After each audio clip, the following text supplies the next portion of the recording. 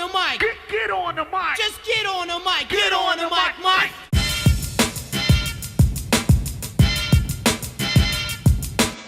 Hey everybody, what's going on? Welcome to Get on the Mic. That's where you put me in front of a microphone with a few notes and I talk about some of the more interesting things that have happened in the world of entertainment or whatever else I feel like talking about that's happened throughout this week. Before I begin with the program, I want to talk about my partnership with the DNA Digital Network. Now, thanks to DNA, not only you'll be able to find this podcast on YouTube, but you can now find it on iTunes, Google Play, Stitcher, and other places podcasts are available. Now you can listen to this program on your favorite audio device. For more details, make sure to check out DNADigitalNetwork.com. We got a lot to talk about on today's program. When it comes to the main subjects, there's one major main subject and one minor. The major main subject, and it's going to be the subject of 3 different stories, is MoviePass. And when it comes to the minor story, we got one story about Star Wars. When it comes to MoviePass, here's what they are. First of all, MoviePass is watching you. Well, at least they were. Also, MoviePass is going to start co-acquiring movies with other movie studios.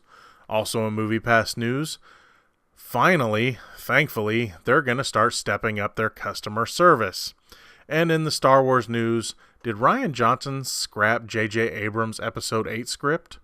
Also, we're going to have quick hits, an update on the Reel Geno YouTube channel, and a few other things.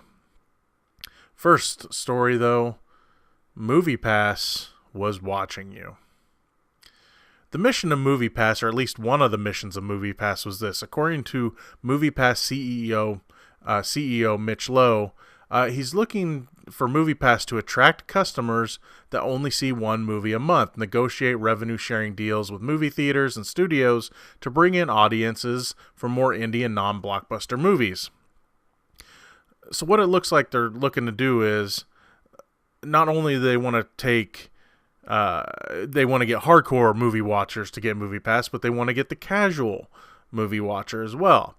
You know, if someone pays $10 a month and for MoviePass and sees one movie, well, you know, there's a chance that depending on what the ticket costs, they can make a profit there. But then, you know, they gotta, you know, when there's guys like me that see like 3 a week, you know, 3-4 movies a week, you know, they're losing money on guys like me.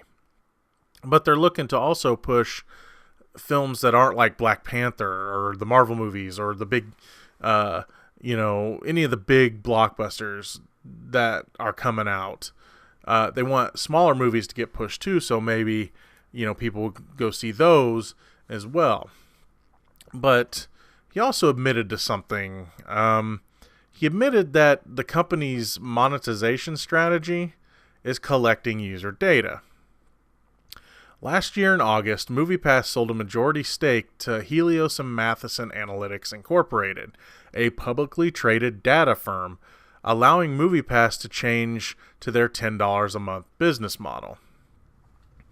They look to model themselves like companies like Netflix, which I believe that Mitch Lowe was a co-founder or was involved in the start of Netflix as well. And companies like Facebook who monetize the data that users provide. Remember that users provide. And he's been very open about this. He talked about this plan at the Entertainment Finance Forum on March 2nd. During his keynote presentation, which was called, get this, Data is the New Oil. How will MoviePass monetize it? During the presentation, Lowe opened up about the specifics of the user data that MoviePass is interested in. What they're doing is they track users' behaviors before and after the movie. A quote came out this week that caused a lot of alarm, especially from the media, of course, because the media, which I work for a TV station where we're a part of the crap stirring. A quote came out that said this from Mitch Lowe. "We watch how you drive from home to the movies," he said. "We watch where you go afterwards." It sounds a little scary. But Later, a longer quote came out in which he pointed out the users' addresses and other information are provided by users themselves, and positioned the data collection as a way to improve the movie-going experience. And this is the full quote. We get an enormous amount of information since we mail you the card. We know your home address, of course. We know the makeup of that household, the kids, the age groups, the income. It's all based on where you live. It's not that we ask that you can extrapolate that. Then because you are being tracked in your GPS by the phone, our patent basically turns on and off our payment system by hooking that card to the device ID on your phone. So we watch how you drive from home to the movies, we watch where you go afterwards, and so we know the movies you watch. We know all about you. We don't sell that data. What we do is we use the data to market the film, or to market film. Lois stated that MoviePass is looking to build a quote-unquote night at the movies. Hoping that MoviePass will be able to, in the future, for example, make recommendations on places to eat before or after the movie. It's not in specific language in the company's privacy policy. In the privacy policy, it's not in it stating that they were doing that they were going to do this. If you go through the privacy policy, it says nothing about how they're going to collect data in no specific language to do the things that he's saying. The company clarified that the data would only be used internally only and never sold. We will not be selling the data that we gather. Rather, we will use it to better inform how the market potential customer benefits, including discounts on transportation, coupons for nearby restaurants, and other similar opportunities. Cut to March 7th. Responding to the privacy fears of their customers in an update, they have removed the feature that allowed them to track their customers. MoviePass released this statement about it. Today, MoviePass released a new app update, including the removal of some unused app location capabilities. While part of our vision includes using location-based marketing to enhance the movie-going experience for our members, we aren't using some of that functionality today. Our members will always have the option to choose the location-based services that are right for them today and in the future. Here's the thing, though. Is anybody really surprised that they were doing this? I mean, does it really matter? Okay, was anyone really surprised? No. No one was surprised that they were collecting data. Now, people were wondering if they were selling it. And they have stated in quote that they are not. Now, if it turns out they are, well, then MoviePass is in a lot of trouble. But this coming out, at least gives people some form of relief knowing that they're not selling your information. But does it really surprise you that they're doing this? No, not at all. Does it really matter? Okay, think about this. Is them tracking you, to give you, restaurants near your location and, hey, here's a coupon for that pizza joint that's near your theater that, they make a deal with the pizza joint, and make money there. And then they offer you deals or whatever. Think about it. Is it any different than your computer using cookies to track your habits and interests? I mean, how many times have you gone on a website and it's showing you an ad for a store you just looked at 20 minutes ago, right? I was looking at some shirts the other day, and all of a sudden I'm on another website and it's like, hey, do you still want this shirt, this exact shirt that you were looking at, this X-Men shirt you were looking at? Do you still want it? It's right here. Here's a link, right? It's the same thing as cookies. And yeah, they're kind of annoying, but you don't have to click on them. And, MoviePass was going to have to make money somehow. You knew they had a plan. Now the plan is starting to come out. It's not that, we don't know everything about the plan, but we're starting to get a grasp. But look, for me, especially for guys like me, I go, like I said, on average, 3 movies a week. If I'm not counting if I travel to go see an advanced screening or something, which I don't pay for those. But if I, see the ones around me or whatever, or if I'm out of town and I just want to go to a movie or whatever, I see on average 3-4 movies a week, depending on what comes out. So $10 a month is worth it for me. You know what? Here's one thing. I don't have anything to hide. Now, if my information gets out of there somewhere, well, say they have a data leak or something, that's another issue. But as their business model, I don't have much of a problem with them knowing. Look, here, I'm just going to put it this way. I'm boring, okay? I go to the movie, and after the movie, depending on whether my kids are with me that week or not, I will go to a certain restaurant and get food to take home after my movies, or I'll just go straight home. Or, I don't go many other places. And I know that I'm just talking about me here. And maybe some people have something to hide. I don't know. And I know people are worried about their privacy. But you know what? You're being tracked more than you know all the time. Like I mentioned, the cookies on a computer. And I know you can turn the cookies off and all that stuff. But it's going to happen, guys. It's just how marketing works. That's how they get you, right? That's how they're going to advertise to you whether you want it or not. So what I'm saying for me, especially as a critic, $10 a month to see all the movies, I'm going to take that deal. I don't mind being tracked a little bit. And like I said, if they want to send me a coupon for Pizza Hut, hey, go to Pizza Hut after the movie. Whatever, man. I don't have to. They can't force me to. You know what I mean? So yeah, for me, $10 a month for unlimited movies is worth it. Like I said, if something comes up later about a data breach or something, that's a whole nother story. But just in their business model, totally worth it for me. The next story about MoviePass I want to talk about is MoviePass is getting involved in distributing movies. MoviePass Ventures and The Orchard, who, by the way, shout out to The Orchard. They're a company that if I ask to see a movie and it's, all I have to do is send them an email.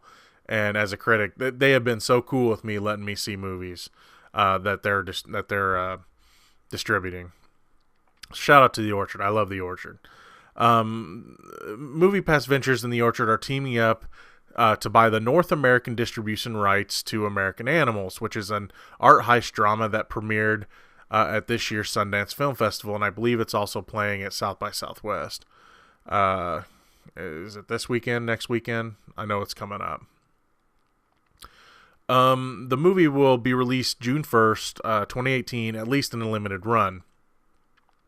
So what does MoviePass hope to accomplish in this venture of getting involved in the distribution of movies? As I mentioned earlier, they are looking to attract customers to more limited release movies. And I love this because as much as I love me a good blockbuster, I feel that independent movies, it's a little better now for some because of streaming, and sometimes they can just stream it right away and not have to release it in the theaters, or they can release it limited release and then it can be out streaming soon or whatever. It gives people more of a chance to see more movies. There's some great indie movies out there that people aren't seeing. So if they're wanting to hook up with a company like The Orchard, who is all about like independent movies, or maybe someone like Bleecker Street, before all the issues, I would have said like the Weinstein Company, but not them anymore. But the companies that are releasing these, I won't say lower budget, but these more limited release or lower budget or whatever you want to call them, indie movies. I'm all for it if they're going to partner up with people like that and really, get more people's eyes on more movies like this. They're also looking to help offset the cost of their subscription service, of course. See, they're only co-distributing the movies. They're not going to be like Netflix and produce their own movies. They're buying movies. They're buying the distribution rights or co-buying the distribution rights. So if they're sharing the cost with another movie studio, it's more cost effective because if they're only paying for half, it's a better chance of turning a profit in the end. So, while we don't have all the answers, and I mentioned this just a little earlier, we were wondering how they were going to start making money on their business model. Well, we don't have the complete picture yet, but you can see it's starting to come into. It's going to start coming together. I have a feeling that since the creation of Netflix and the creation of MoviePass have the link of the CEO, I can see Netflix and MoviePass working together soon. That's something I could see happening. Especially Netflix.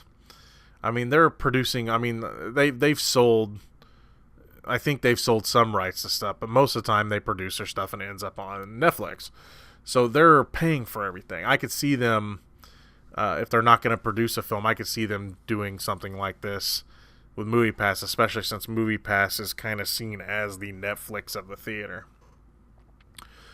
Another story about MoviePass, and this is a good one. I love this one. MoviePass is stepping up their customer service. Thank you, finally. MoviePass announced a partnership with the customer experience specialist at Taskus. MoviePass also hired former Taskus senior manager of client services, Jake Peterson, as the company's VP of customer experience. According to this article, Taskus is a leader in customer care solutions and has worked with high-profile companies and startups such as Tinder and Periscope. MoviePass CEO Mitch Lowe commented on this partnership, and he had this to say about it. We want to ensure that all MoviePass subscribers feel that they are being heard and cared for. We've been overwhelmed with the amount of interest shown in MoviePass these last few months, and the Taskus partnership is a continued step forward in our customer service capabilities. Improving the customer experience is one of our top priorities as we continue developing as a company. We're thrilled to have Jake Peterson on board to lead our internal customer care initiatives, in addition to managing the Taskus partnership, as Jake brings a wealth of valuable experience in the field of customer excellence. And on the other side, Jake Peterson had this to say: MoviePass has rapidly become one of the most popular subscription services in the nation, and I'm excited to join the team and help them take their customer experience efforts to the next level. We have a massive opportunity here to create something special within the entertainment industry. So, why did MoviePass do this? They needed better customer service. We've talked about this before. I want to talk about my experience with MoviePass's customer service before and after the business model change. A lot of you know I've been with MoviePass when they were expensive, when they were brand new pretty much. And when I started, I was paying $30 a month, and it went up to $40, and so I left it for a while, and then I came back, and it was $40 again. Well, they tried to pull some, you can pay for 6 movies a month for $40. They tried pulling some crap before that didn't work with anybody, because I don't feel at the time they felt they could sustain it. What was it? I was getting it for $30 a month, and they go, well, if you pay, you can get unlimited for $100 a month, or you can get, and I think they called it premium, or you can get for $40 or $50 a month, you can get 6 movies or something. It's a minor discount, right? And it's not really a discount if you go to, like, say, a $5 matinee or something. They tried pulling that crap, and so I left them. I was having issues. I had an older phone and I couldn't update the app, and then this change happened. I'm just like, I'm done. So I stopped them for a while, but then I signed back up when I got a newer phone, and I got it for the $40 a month. I got it for $40 a month, and I was like, that's still worth it for me. And I've had this deal ever since. But then, see, my experience with the customer service when I was paying that much, there's an app, or inside the app, there's like a chat feature. So anytime you have an issue with getting into a movie or something, you can use the chat feature. Or back when I first got it, there was a telephone number, and you could call them saying, look, I'm having trouble getting in this. Can you check me in? And they'd be like, okay, you're checked in, you can go in. But then this chat feature happened, but it was still very responsive. Only one time did they take way too long, and then they apologized later, and they paid for my ticket because I had to pay for it out of my own pocket. But the point I'm trying to make is this. Their customer service used to be amazing. They were always there to talk to you. They didn't take long to pick up the line. There wasn't, a couple million people trying to get through to them somehow. But then the change happened. The $10 a month thing happened. Which, first of all, if it works, it's great, right? But here's the thing. I'm going to talk about it from my experience, and I can kind of talk about it from what I've been reading up from new subscribers. From my experience, since I already had a MoviePass, while the customer service isn't there yet, they don't answer the chat feature. I have not had them answer the chat feature unless it was automated since the change.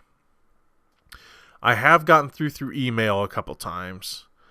And then the other day, I actually found a phone number, and I got through. I couldn't believe it because I was having issues with the app because there must have been a weird update or something, because whenever I went to go see Red Sparrow, I had trouble getting it to take. Some people were saying that Red Sparrow wasn't even at their theaters on the app. But I was going to go see it, and I hit the movie to go, and then it just sat there. I'm like, did it take? So I hit it again, and finally it took, kind of. I had to go to another page on the app, and it took. But then on my history, I tried this. It took like 3 times, I think, 3 or 4 times. But then on my history, it said that I went and seen Red Sparrow twice, which is a big no-no on MoviePass. You can only see each movie one time. So I finally found this number, and and also they started up there was this whole thing back in the day at the beginning or near the beginning where you had to take a picture of your ticket stub, which wasn't a big deal. It was a little wonky at first. The camera didn't want to work and all this at first, but we got to work, and they wanted the movie ticket, like, just to stave off, fraud. So you'd have to say, hey, look, click, I'm here seeing whatever, Well, they brought this back with this update. So, I'm like, well, okay, the camera never popped up. I didn't know what to do, but then I found a phone number, and I called, and I had to wait like a half hour or so, but I got through. I couldn't believe I was actually talking to a MoviePass person. Now, I'm not going to knock them too much. I'm not going to be one of those guys on Twitter that are like, MoviePass will put up a tweet, and then, of course, people will instantly just jump on them. And I understand people's frustration. Don't get me wrong. I'll talk about that in a minute. But I got through to a person, and the guy couldn't have been more nice. And I tried to be nice to him. I was like, look, I'm just going to tell you right now, I'm a little frustrated. I'm happy to be talking to a person, but I'm not going to take it on you. I know it's not your fault. And, I think he was very appreciative of that, because I can imagine if anyone finds the number and gets through, they're not too happy. And I told him, I was like, look, I'm just having issues. I want to talk about all these issues with you. Let's work this out. And we did. I told him, it's like, look, I didn't see Red Sparrow twice. Trust me, I hated the movie. There's no way I'd want to watch it twice. And he put that in the notes, and I said, also, the camera thing didn't work, so I sent the pictures over chat, but no one ever gets a hold of me through there. He was able to look at my chat, see that I sent the tickets for that, and I think it was Death Wish was the other one, because I went to see Death Wish the next day. I was like, I just want you guys to know, I don't want to get something saying I'm canceled, and then not be able to use it. It's like, I just want you guys to know I'm doing it right. And we got everything settled.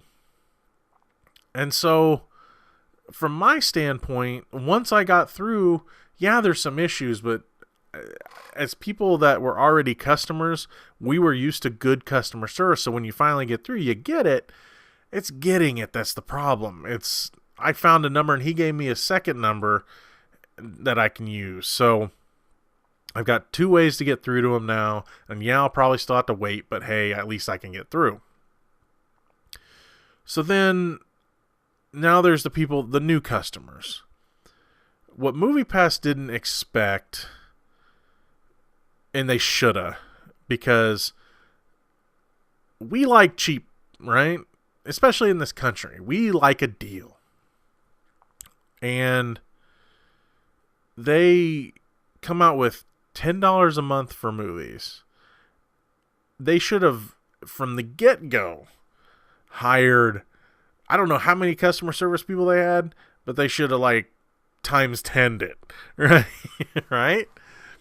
Because, they're looking, I think I saw some figures saying by the end of this year, they think they're going to have 5 million subscribers. 5 million subscribers.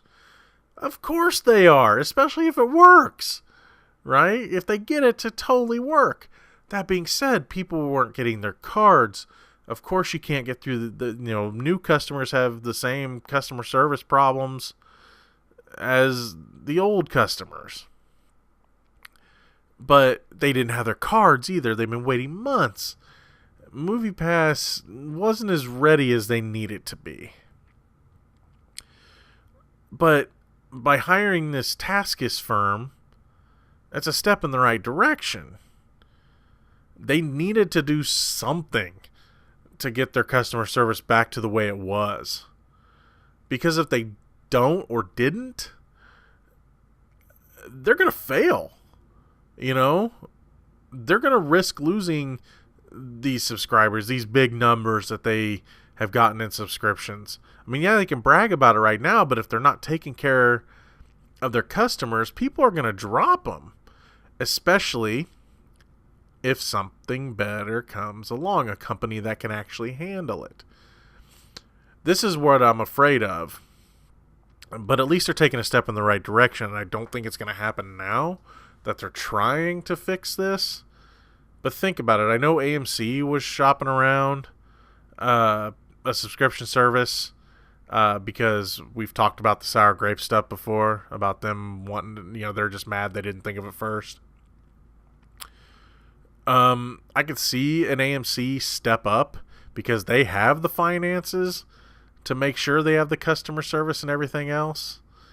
So if they stepped up and said, well, MoviePass isn't taking care of you, but we'll offer you a deal. It costs a couple dollars more a month, but we have the customer service. People will jump ship so fast. I don't know if I want to see that happen, especially from AMC. I would rather see another company try it.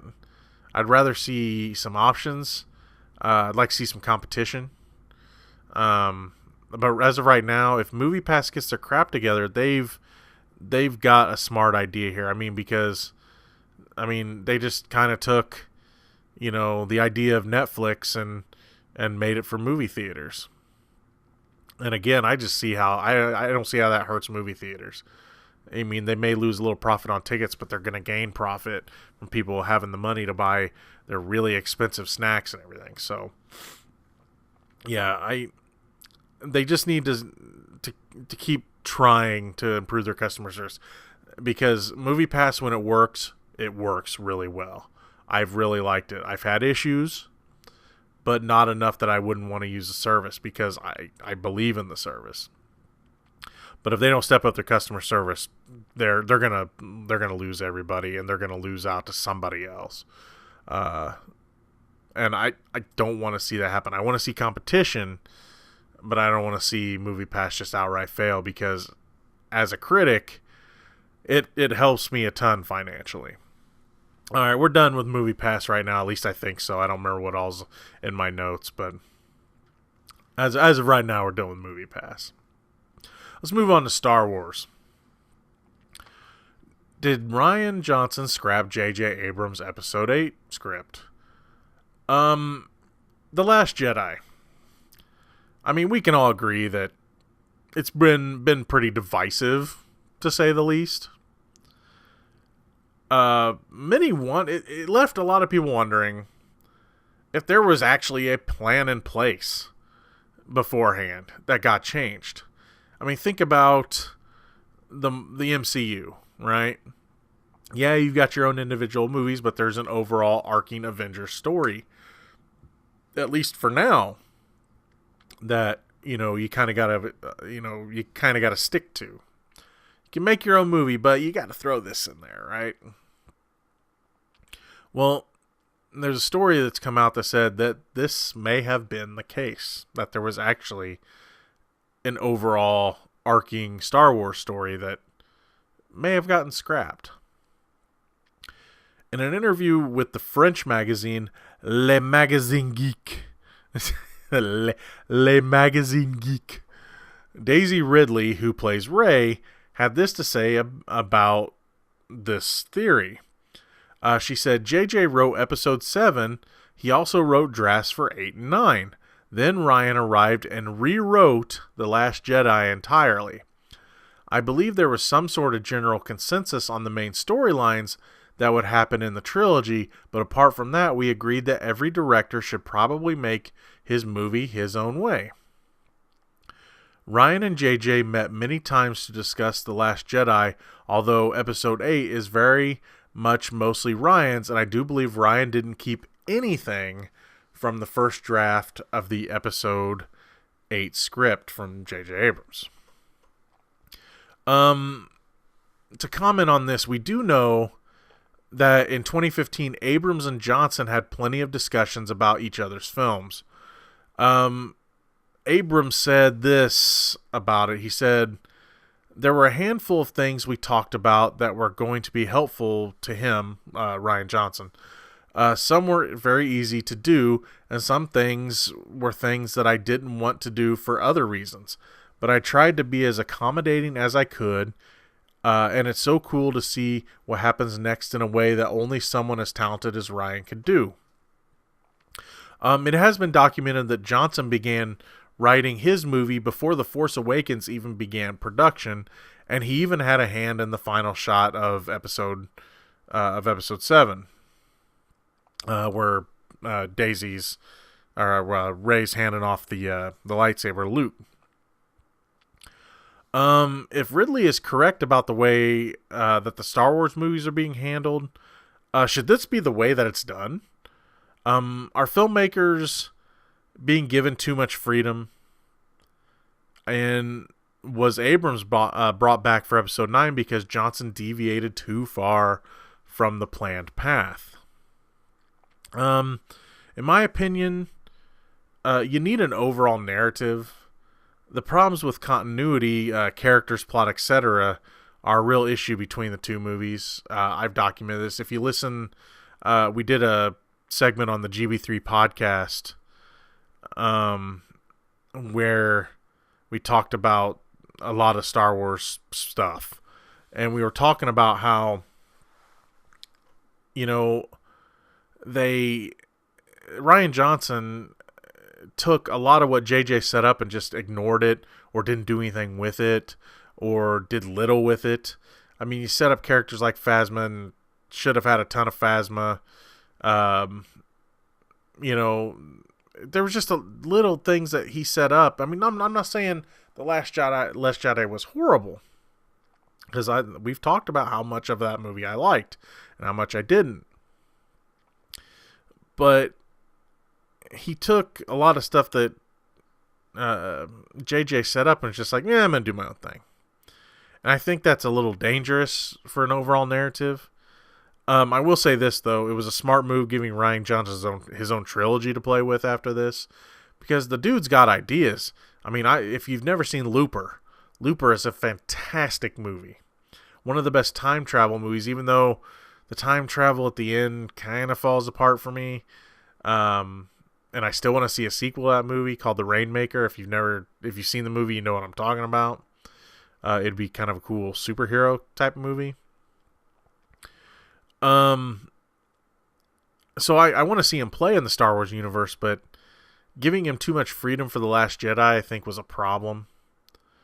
And we do know that J.J. Abrams is writing and directing Episode 9. My question is this: how much is he gonna have to do to make everything that Rian Johnson did work for his story? I mean, they wasted some characters, and maybe JJ had plans for those characters. You know, that's why I kind of wish JJ. I know this isn't going to be a popular opinion. I kind of wish JJ did them all, and he kind of wished he did 8. I think, because at least they would have had, you know, I mean, say what you will about Lucas. And I know Lucas only directed the first Star Wars. I'm not talking about the prequels here. I'm just talking about the original trilogy. But he was the overall end-all, be-all when it came to the final story, even though he wasn't directing the movies. And I know Disney is supposed to be that here, but if you look at the Marvel movies and you look at The Last Jedi, you can see that Disney is giving a lot of leeway to the directors. I mean, I know everyone loved Thor Ragnarok. I thought it was too silly, and I love Taika Waititi, but I thought he was allowed to be a little too silly on that movie. And don't get me wrong, I enjoy the hell out of that movie, but, you know, whenever something big happens and then they're cracking it, you know, something that should be serious moment and then they crack a joke, it's like, it's a little too quick, man. So yeah, I mean, George Lucas was kind of the Vince McMahon of the original Star Wars trilogy, and to its deficit, the prequels. So I think they need to take a page from the Marvel book for the most part, even though the directors are still allowed a little too much freedom. They still have a better overall narrative, and I think Star Wars needs to kind of rein that in. You know, whoever's, Kathleen Kennedy and them need to kind of just pull the reins just a little bit to make sure that the overall story, and I think that's kind of what they're doing with JJ. They want to make sure the overall story is what it should be. Now it's time for quick hits. First, here we go. The Big Lebowski turned 20 this week, and my love for White Russians thanks the Coen brothers and Jeff Bridges for that. Even though he is not officially signed on to do it, composer John Williams has said that after he scores Star Wars Episode 9, which he expects to do, it will probably be his last Star Wars movie score.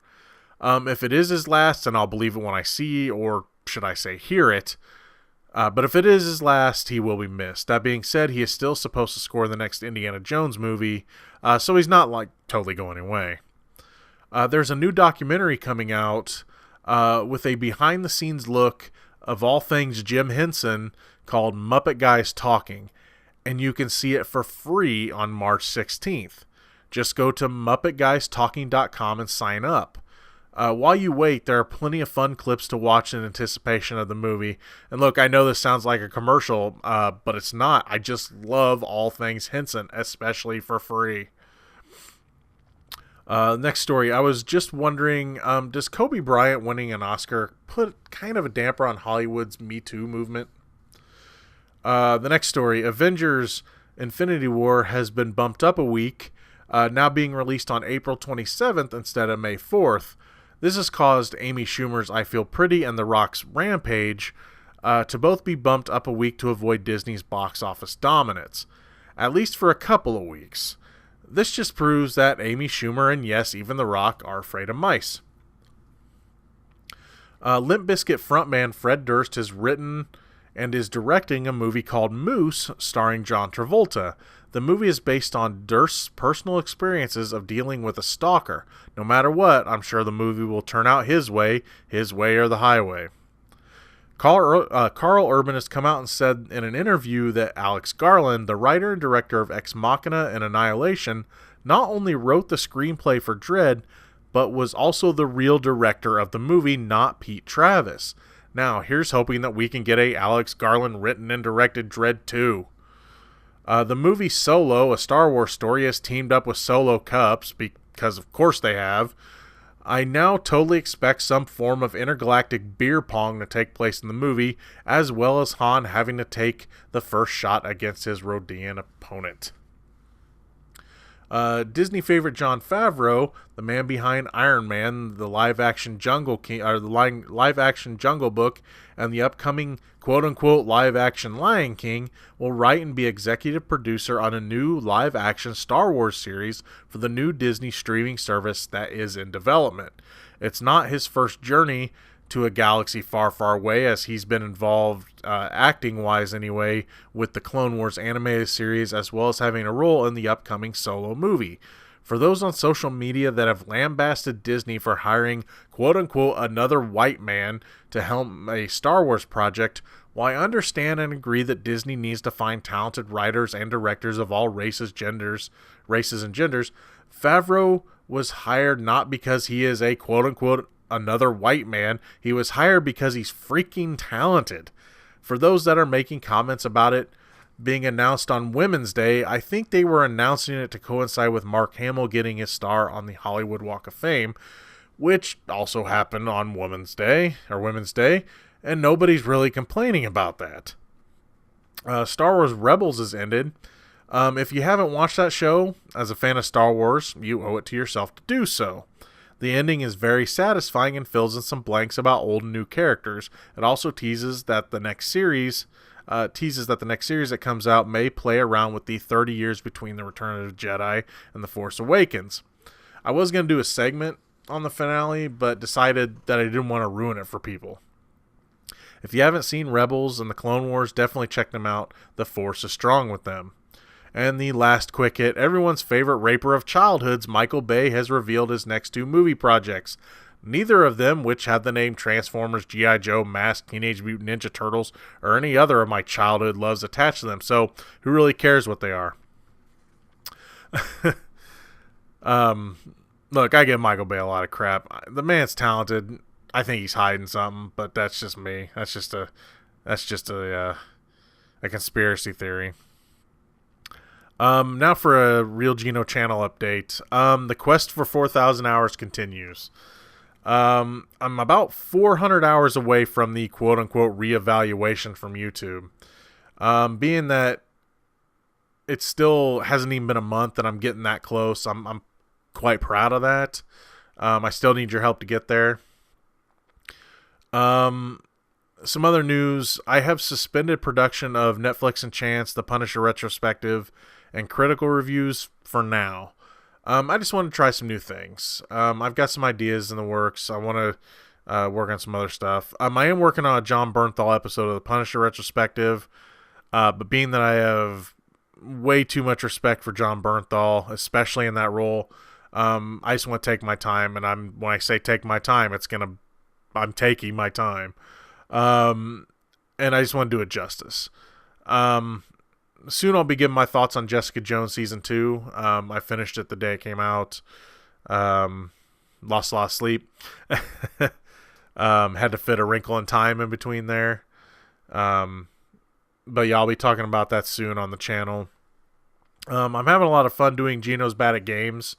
I've been having some Premiere issues, but I'm working on getting those fixed. I will be continuing my playthrough of Max Payne 3 here pretty soon, probably this upcoming weekend.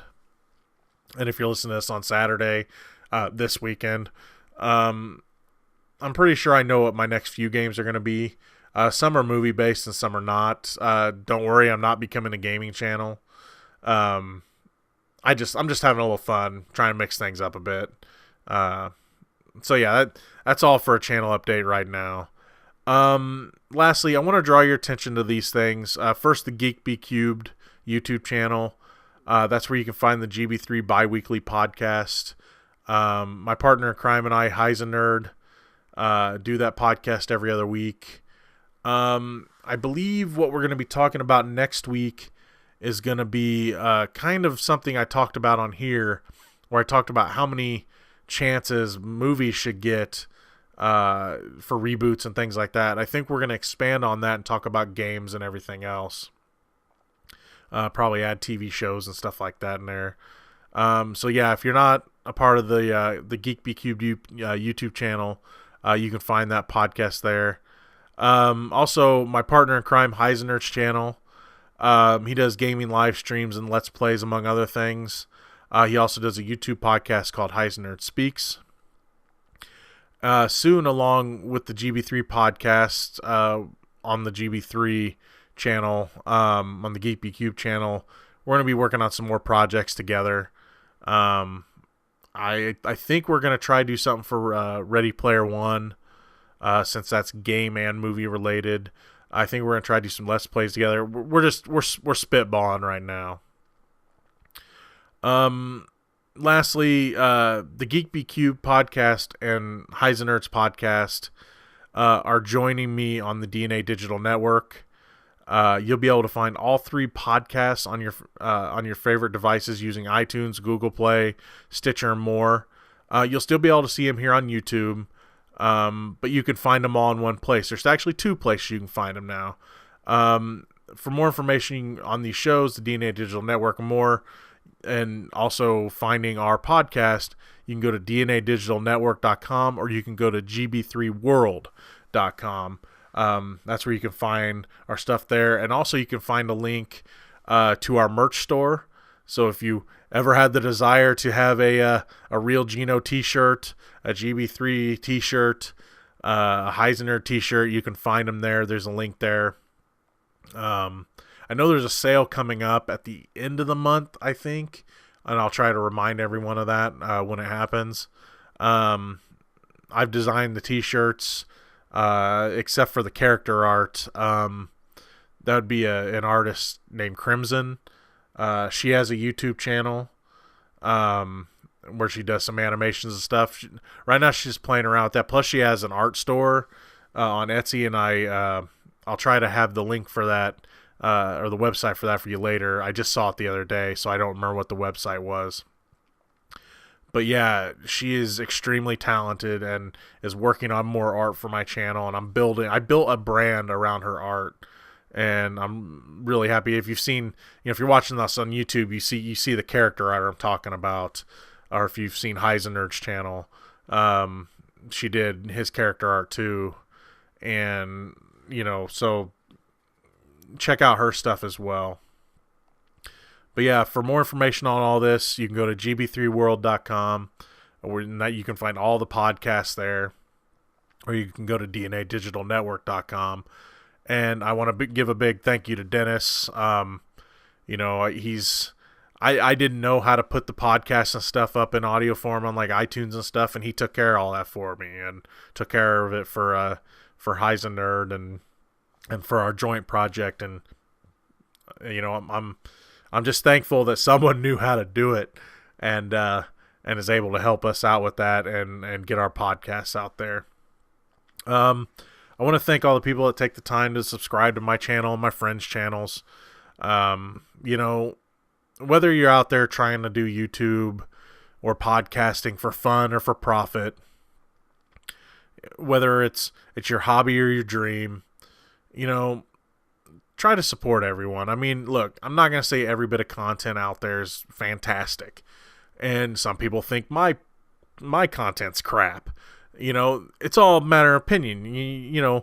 What I'm saying is help support the little guys and gals that are out there busting their butts. At least give them a chance. I know everyone, and I can't say I don't follow big channels and things like that. I enjoy like Guru Larry, and I enjoy Slope's Game Room, and I don't watch as much of it anymore, but I like watching MoviePass stuff every now and then. I get that.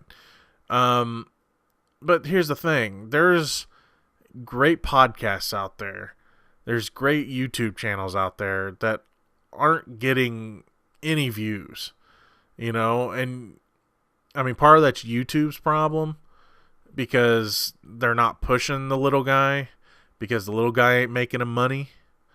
But, just look for them out there. If you see something that has less than 1,000 subscribers, at least give it a look or a listen. If you're on iTunes or whatever, search for just subject and try to look for a podcast that doesn't have a ton of subscribers to it. I'm not sure if they show subscribers and stuff on there, but you know what I mean. You can look at like the popularity vote or the popularity list or whatever, seeing, what's at number one. Well, look at what's down the list. Just give something a shot. You never know what you're going to find that you like. I mean, I still think it's crazy this day that, people watch and listen to my stuff, and I'm just some dude that is doing it for fun. I mean, like I said, I always say I wouldn't mind making a little money, but I mean, this is my hobby and I have a good time doing it. And I can't believe they didn't even want to listen to it. I'm happy they do. And I appreciate every watch and listen of everything I've ever done, even from the people that don't like it and have been a little venomous.